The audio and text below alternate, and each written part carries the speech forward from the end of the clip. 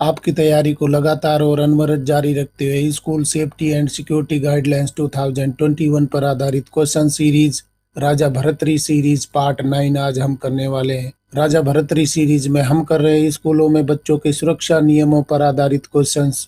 साथियों, बच्चों को स्कूलों में सुरक्षित करने के लिए school safety and security guidelines 2021 में जारी किए गए थे और इन गाइडलाइंस पर आधारित क्वेश्चन से आपकी परीक्षा में पूछे जा सकते हैं, जैसे कि DC, AC, principal, vice principal, PGT, TGT, PRT और दूसरे डिपार्टमेंटल एग्जामिनेशंस के लिए। तो चलिए साथियों, देख लेते हैं स्कूलों में बच्चों के सुरक्षा नियमों पर आधारित क्वेश्चन सीरीज राजा भर्तृहरि सीरीज पार्ट 9 का पहला क्वेश्चन देख लेते हैं। 161 what should be displayed in prominent locations of the hostel for child safety. बच्चों की सुरक्षा के लिए छात्रावास के प्रमुख स्थानों पर क्या प्रदर्शित किया जाना चाहिए। आप ऑप्शंस पढ़ लीजिए। मैं क्वेश्चन इसलिए रिपीट करता हूं कि आपको समय मिल जाए ऑप्शन पढ़ने के लिए। मैं यहां पर ऑप्शन आपको पढ़ के नहीं सुनाऊंगा, सीधे सही उत्तर बताने वाला हूं। आप ऑप्शन देख लीजिए, क्वेश्चन को समझ लीजिए। बच्चों की सुरक्षा के लिए छात्रावासों के प्रमुख स्थानों पर क्या प्रदर्शित किया जाना चाहिए। सही उत्तर हमारा हो जाएगा सी हो जाएगा, child safety posters and helpline numbers. यानी कि बच्चों को हॉस्टल में सुरक्षित करने के लिए पोस्टर लगाने होंगे। चाइल्ड सेफ्टी पोस्टर्स हैं वो लगाने होंगे, कौन कौन सी सुरक्षाएं दी जा सकती है। और इसके साथ में स्कूल सेफ्टी कमेटी की हेल्पलाइन नंबर है वो भी दिए जाने चाहिए। सही उत्तर हमारा हो जाएगा सी हो जाएगा, child safety posters and helpline number should be displayed on the prominent locations of the hostels. अगला सवाल देख लेते हैं 162। Who should be the recommended person for the warden, teacher in charge and staff in the girls hostel? लड़कियों के छात्रावास में warden या प्रभारी शिक्षक और स्टाफ के लिए अनुशंसित व्यक्ति कौन होना चाहिए। कौन व्यक्ति है। लड़कियों के छात्रावास के वार्डन हो सकते हैं या प्रभारी शिक्षक हो सकते हैं या स्टाफ हो सकते हैं। ऑप्शन आप देख लीजिए, पढ़ लीजिए, कौन सा उत्तर ठीक होने वाला है।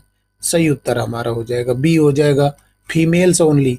अगर आपको लड़कियों के छात्रावास के वार्डन बनाने हैं तो फीमेल हो सकती है, और प्रभारी शिक्षक भी लगाने हैं तो भी वो महिला होनी चाहिए।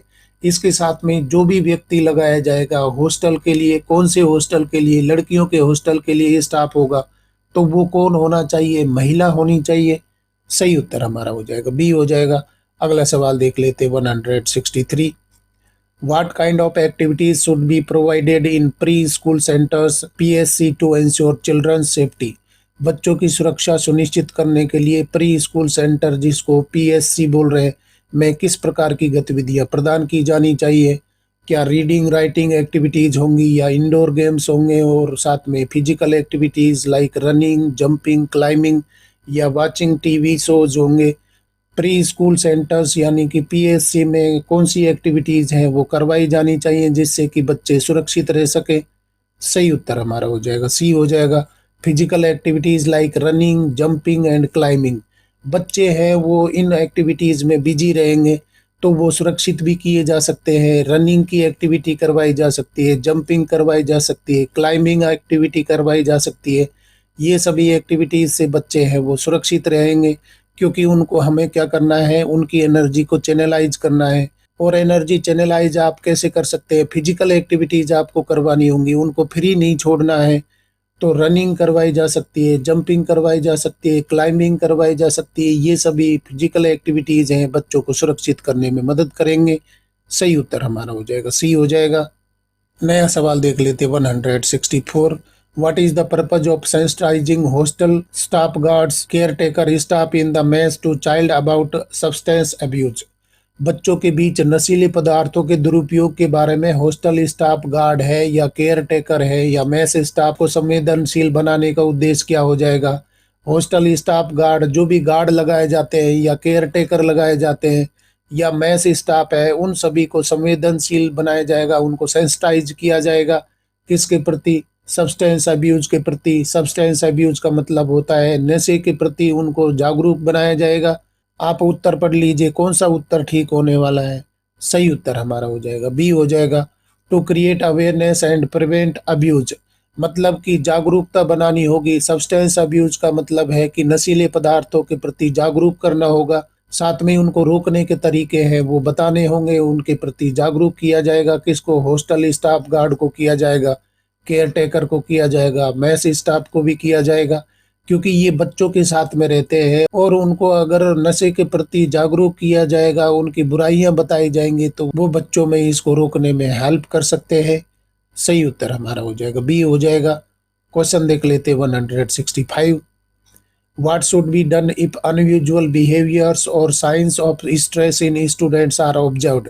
यदि विद्यार्थियों में असामान्य व्यवहार या तनाव के लक्षण दिखाई दे तो क्या करना चाहिए? बहुत ही इंपॉर्टेंट क्वेश्चन है।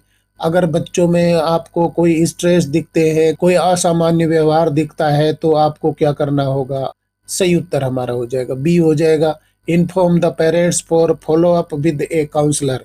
मतलब कि पेरेंट को बताना होगा और ये भी समझाना होगा कि आप ये काउंसलर की सलाह ले सकते हैं।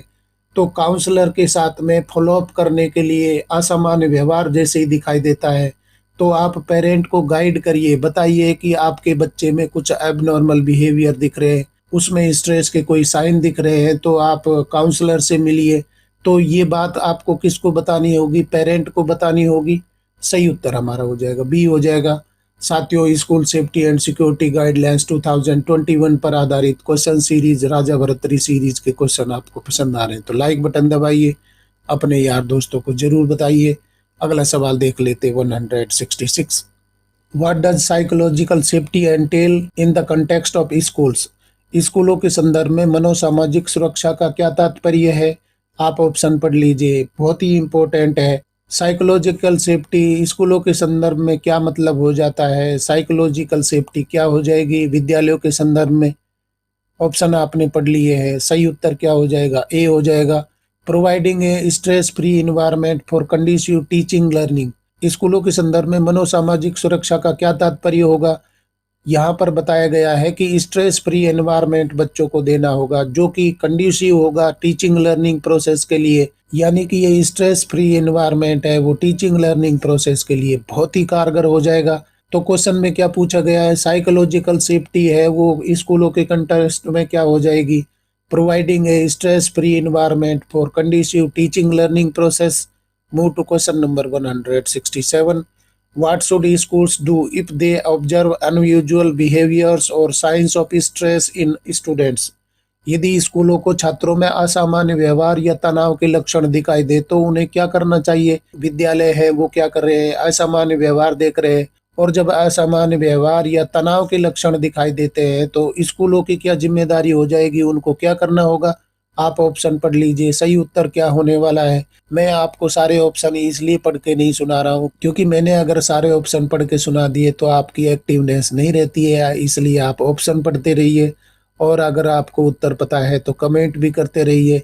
यदि स्कूलों को छात्रों में असामान्य व्यवहार या तनाव के लक्षण दिखाई दे तो उन्हें क्या करना होगा? सही उत्तर हमारा हो जाएगा बी हो जाएगा। Notify the parents and follow up with the counsellor at nearest adolescent friendly health clinics.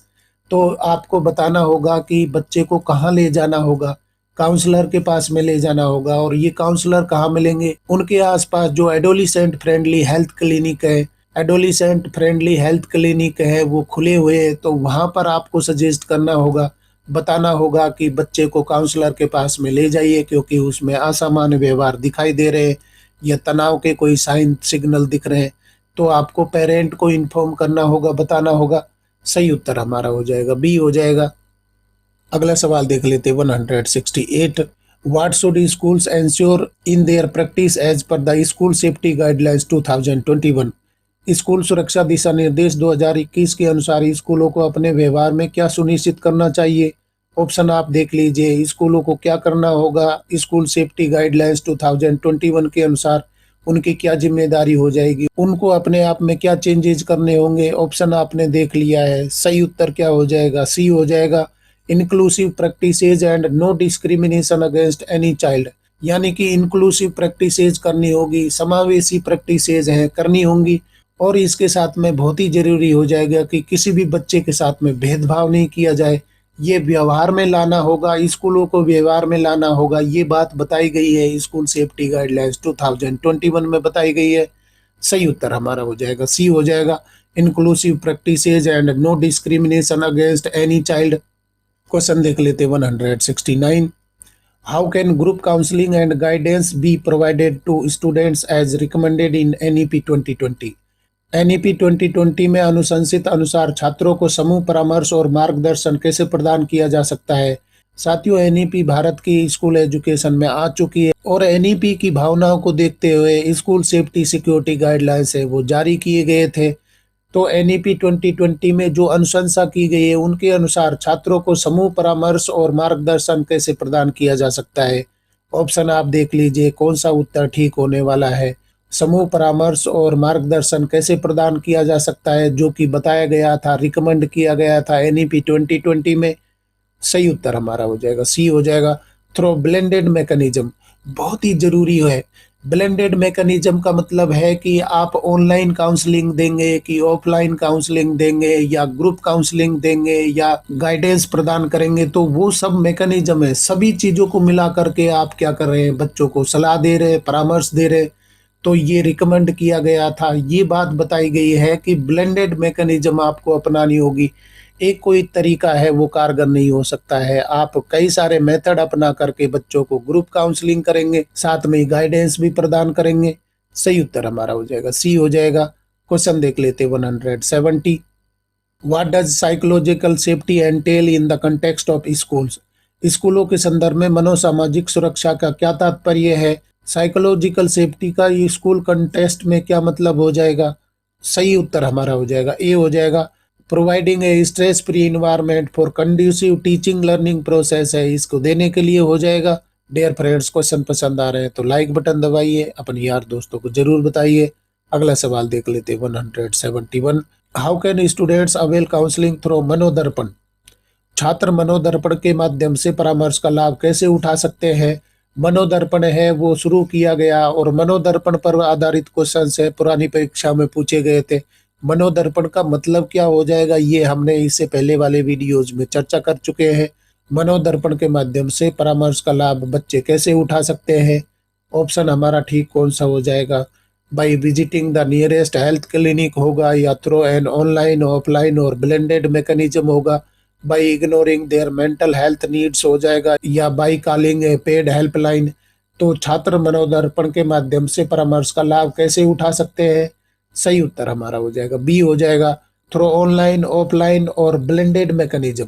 Manodarpan का लाभ है बच्चे कैसे उठा सकते हैं, ऑनलाइन मोड में उठा सकते हैं, ऑफलाइन भी काउंसलिंग करनी होगी, और इन दोनों को मिला करके blended mechanism, group counselling, guidance के माध्यम से और इंडिविजुअल काउंसलिंग के माध्यम से। तो आप कह सकते हैं कि मनोदर्पण से फायदा उठाया जा सकता है, लाभ उठाया जा सकता है, इन सभी माध्यमों से उठाया जा सकता है। एक कोई तरीका कारगर नहीं हो सकता, क्योंकि इंडिविजुअल डिफरेंसेज होते हैं। हर बच्चा अपने आप में अलग होता है, उसकी अपनी डिग्निटी होती है।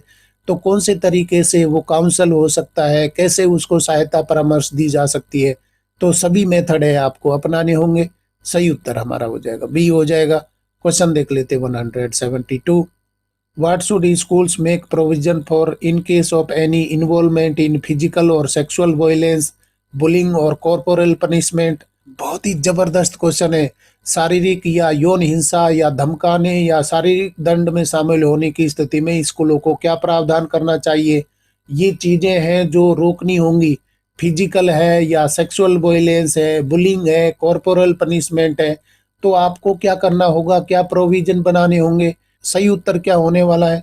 सही उत्तर हमारा हो जाएगा बी हो जाएगा, strong action against the culprit. बहुत ही जरूरी हो जाएगा। अगर दोषी फिजिकल वायलेंस करता है या सेक्सुअल वायलेंस करता है, बुलिंग करता है, कॉर्पोरल पनिशमेंट करता है, तो स्कूलों को क्या करना होगा? स्ट्रॉन्ग एक्शन बनाने होंगे। जो भी दोषी है उसके खिलाफ स्ट्रॉन्ग एक्शन लेने होंगे, विद्यालयों को लेने होंगे, स्कूलों को लेने होंगे।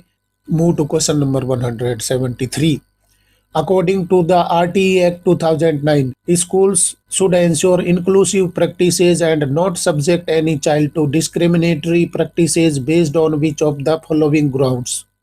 आरटीई अधिनियम 2009 के अनुसार स्कूलों को समावेशी प्रथाओं को सुनिश्चित करना चाहिए और निम्नलिखित में से किस आधार पर किसी भी बच्चे को भेदभावपूर्ण प्रथाओं के अधीन नहीं करना चाहिए। मतलब कि आरटीई अधिनियम 2009 के अनुसार ये बताया गया है कि इंक्लूसिव प्रैक्टिसेज है वो अपनानी होंगी, समावेशी शिक्षा है वो देनी होगी, किसी भी तरीके से कोई भी प्रकार की डिस्क्रिमिनेटरी प्रैक्टिस है वो नहीं लानी होगी, भेदभाव नहीं होना होगा। तो कौन सी चीजों के खिलाफ आपको डिस्क्रिमिनेटरी प्रैक्टिसेज है वो नहीं अपनानी होंगी? ऑप्शन आपने पढ़ लिया है, सही उत्तर क्या हो जाएगा? Gender and religion. जेंडर और रिलीजन के आधार पर आप भेदभाव नहीं करेंगे। इंक्लूसिव प्रैक्टिस आपको अपनानी होगी, समावेशी शिक्षा आपको देनी होगी, हर समाज हर वर्ग का बच्चा है वो विद्यालय में पढ़े, इसके साथ में उसके साथ में किसी तरीके का भेदभाव नहीं हो।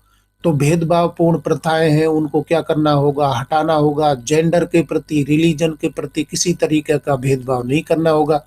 ये बात बताई गई है आरटी एक्ट 2009 में। सही उत्तर हमारा हो जाएगा बी हो जाएगा। क्वेश्चन देख लेते 174। What should schools be sensitive towards regarding personal issues shared by students? छात्रों द्वारा साझा किए जाने वाले व्यक्तिगत मुद्दों के संबंध में स्कूलों को किसके प्रति संवेदनशील होना चाहिए? यानी कि बच्चे ने अपने पर्सनल इश्यूज है, पर्सनल प्रॉब्लम्स है आपके साथ में शेयर करी है। आप ऐसा नहीं है कि कोई बात पता लगते ही सारी दुनिया में उसको फैला दे कि ये बच्चे के साथ में इतनी बड़ी समस्या है, इतनी बड़ी प्रॉब्लम है। इन व्यक्तिगत मुद्दों को आपको किस तरीके से डील करना होगा, कैसे आप संवेदनशीलता प्रदर्शित कर सकते हैं? सही उत्तर हमारा हो जाएगा सी हो जाएगा, कॉन्फिडेंशियलिटी ऑफ द इश्यूज। यानी कि आपको गोपनीयता बनाए रखनी होगी। बच्चे की पर्सनल प्रॉब्लम है उसको सार्वजनिक नहीं करना है, आपको बड़े इंटेलिजेंट तरीके से उनको डील करना होगा। कॉन्फिडेंशियलिटी है वो तो बहुत बड़ा इशू हो जाता है। आपके साथ में बच्चा फेथ करके और चीज़ों को शेयर कर रहा है तो आपको क्या करना होगा? उन चीज़ों के बारे में, उन मुद्दों के बारे में, व्यक्तिगत मुद्दों के बारे में बहुत ही संवेदनशील होना होगा और गोपनीयता बनाए रखनी होगी। आप उन समस्याओं को गोपनीयता के साथ में और काउंसलर के साथ में, पेरेंट के साथ में या जो भी इंस्टीट्यूशनल व्यक्ति होगा उसके साथ में क्या करना होगा? कॉन्फिडेंशियलिटी के साथ में मामले को सुलझाना होगा, समस्याओं को हल करना होगा। सही उत्तर हमारा हो जाएगा सी हो जाएगा, confidentiality of the issues. School safety and security guidelines 2021 पर आधारित क्वेश्चन सीरीज राजा भरतरी सीरीज पार्ट 9 के कार्यवाही को आगे बढ़ाते हुए नया सवाल देख लेते 175। According to the NEP 2020, what should schools appreciate in students rather than just emphasizing on scores? बहुत ही जबरदस्त क्वेश्चन है। NEP 2020 के अनुसार स्कूलों को केवल अंकों पर जोर देने के बजाय छात्रों में क्या सराहना करनी चाहिए? ऑप्शन आप देख लीजिए। अंकों पर जोर देने के बजाय, यानी कि स्कोर्स पर जोर देने के बजाय आपको कौन सी चीजों को अप्रिशिएट करना होगा, बच्चों की कौन सी चीजों को आगे लाना होगा? ऑप्शन आपने देख लिया है, सही उत्तर हमारा हो जाएगा बी हो जाएगा, ह्यूमन क्वालिटीज एंड टैलेंट। मतलब कि मानवीय क्वालिटीज हैं, मानवीय व्यवहार है, मानवीय गुण है और उसकी बुद्धिमत्ता है, इंटेलिजेंस है, टैलेंट है, उसको सराहना होगा। कोई बच्चा मान लीजिए स्कोर नहीं ला पा रहा है, मानवीय व्यवहार में और इंटेलिजेंट में वो अच्छा है, तो आपको क्या करना होगा? उन बातों को अप्रिशिएट करना होगा क्योंकि बच्चे में मानवीय व्यवहार है, मानवीय गुण है, वो अच्छे हैं और साथ में वो टैलेंटेड भी है। तो स्कोर आए नहीं आए उन चीजों को आपको बहुत ज्यादा गौर नहीं करना है, ह्यूमन क्वालिटीज और टैलेंट को अप्रिशिएट करना है। डियर फ्रेंड्स, क्वेश्चन पसंद आ रहे हैं तो लाइक बटन दबाइए, अपने यार दोस्तों को जरूर बताइए। अगला सवाल देख लेते 176। What is the purpose of the national toll free tele counselling helpline number 8448440632 developed under Manodarpan? Manodarpan के अंतर्गत विकसित राष्ट्रीय toll free tele counselling helpline number 844-844-0632 का उद्देश्य क्या है? बहुत ही जरूरी हेल्पलाइन नंबर है। इसका क्या मतलब होता है? ये विकसित किया गया है टेली काउंसलिंग के लिए और उसका नंबर बताया गया है 844-844-0632। का क्या उद्देश्य हो जाएगा? ये टोल फ्री नंबर है मनोदर्पण में क्यों विकसित किया गया है, क्या उद्देश्य हो जाएगा? सही उत्तर हमारा देख लीजिए कौन सा ठीक होने वाला है। सही उत्तर आप ऑप्शन पढ़ लीजिए कौन सा ठीक हो जाएगा। Correct answer will be B, to offer mental health support through counselling. तो मेंटल हेल्थ सपोर्ट के लिए टोल फ्री नंबर दिया गया है, toll free tele counselling number दिया गया है 844844-032, जो कि मानसिक सपोर्ट देने के लिए बनाया गया है। काउंसलिंग दी जाती है, मनोदर्पण है वो काउंसलिंग से संबंधित है और ये मनोदर्पण है बहुत कारगर हुआ था कोरोना काल में, जब सारी दुनिया घरों में कैद हो गई थी। तो बच्चों को काउंसल करने के लिए मनोदर्पण है वो बहुत कारगर हुआ था। जिसमें बच्चा टोल फ्री नंबर पर बात करके और अपनी समस्याओं को शेयर कर सकता है। उसकी मदद की गई थी मेंटल हेल्थ सपोर्ट दे करके, काउंसलिंग दे करके। सही उत्तर हमारा हो जाएगा बी हो जाएगा। अगला सवाल देख लेते हैं 177। What is recommended to be encouraged for each child in age appropriate manner? आयु उपयुक्त तरीके से प्रत्येक बच्चे को क्या प्रोत्साहित करने की अनुशंसा की जाती है? बहुत ही अच्छे अच्छे क्वेश्चंस आ रहे हैं। इसी प्रकार के क्वेश्चंस है आपकी परीक्षा में पूछे जाएंगे, जैसे कि DC, AC, principal, vice principal, SO, ASO, UDC, PGT, TGT, PRT, warden in, EMRS, NVS, KVS, NCT और दूसरे डिपार्टमेंटल एग्जामिनेशंस के लिए। क्योंकि ये आपसे संबंधित है, बच्चों से संबंधित है, तो आयु उपयुक्त तरीके से प्रत्येक बच्चे को क्या प्रोत्साहित करने की अनुशंसा की गई है school safety and security guidelines 2021 के अनुसार? सही उत्तर हमारा हो जाएगा सी हो जाएगा। Sports, yoga, physical activities, exercises. आयु उपयुक्त का मतलब है कि आयु के अनुसार उनको खेल खिलाए जाए, उनकी उम्र के अनुसार स्पोर्ट्स खिलाए जाए, उनकी उम्र के अनुसार योगा करवाया जाए, फिजिकल एक्टिविटीज करवाई जाए, एक्सरसाइजेज करवाई जाए। तो आयु उपयुक्त का मतलब क्या होता है? जो उनकी एज के अप्रोप्रिएट खेल है या एक्टिविटीज है वो करवाई जाए। तो इससे क्या होगा? बच्चे हैं अपने आप को बिजी रख पाएंगे, उनकी एनर्जी चैनलाइज हो सकती है। सही उत्तर हमारा हो जाएगा सी हो जाएगा। अगला सवाल देख लेते हैं 178। What should every school have on display for emergency situations? प्रत्येक स्कूल में आपातकालीन स्थितियों के लिए प्रदर्शन पर क्या होना चाहिए? ऑप्शन आप देख लीजिए। यहाँ पर बताया गया है कि इमरजेंसी सिचुएशन में आपको डिस्प्ले करना होगा। कौन सी चीजें प्रत्येक विद्यालय में डिस्प्ले होनी चाहिए, बतानी चाहिए? सही उत्तर हमारा हो जाएगा बी हो जाएगा। Basic medicine, first aid kit and emergency medical care numbers बहुत ही जरूरी हो जाएगा। अगर इमरजेंसी सिचुएशन आ गई तो डिस्प्ले पर, डिस्प्ले का मतलब है कि रीचेबल हो, असेसेबल हो, हर किसी को पता लग जाए। कोई चीज आपने लॉक की में बंद करके रख दी और कोई इमरजेंसी सिचुएशन हो गई तो आप ताला चाबी ढूंढते ही रह जाएंगे। तो आपको क्या करना होगा? डिस्प्ले पे होना चाहिए, बहुत आसानी से चीजें उपलब्ध हो जाए, बेसिक मेडिसिन उपलब्ध हो जाए, फर्स्ट एड किट हो जाए और साथ में इमरजेंसी मेडिकल केयर नंबर्स हो जाए, जिससे कि आसानी से सहायता प्राप्त कर सके। बहुत ही जरूरी क्वेश्चन हो जाएगा। सही उत्तर हमारा हो जाएगा बी हो जाएगा। अगला सवाल देख लेते 179। How often should schools conduct health checkups according to the school safety guidelines? School सुरक्षा दिशा निर्देशों के अनुसार स्कूलों को कितनी बार स्वास्थ्य जांच करनी चाहिए? बहुत ही छोटे छोटे क्वेश्चंस है, परंतु ये चीजें हमें पता ही नहीं होती है। स्कूल सुरक्षा दिशा निर्देशों के अनुसार स्कूलों को कितनी बार स्वास्थ्य जांच करनी होगी, बच्चों का कितनी बार मेडिकल चेकअप होना चाहिए school safety and security guidelines 2021 के अनुसार?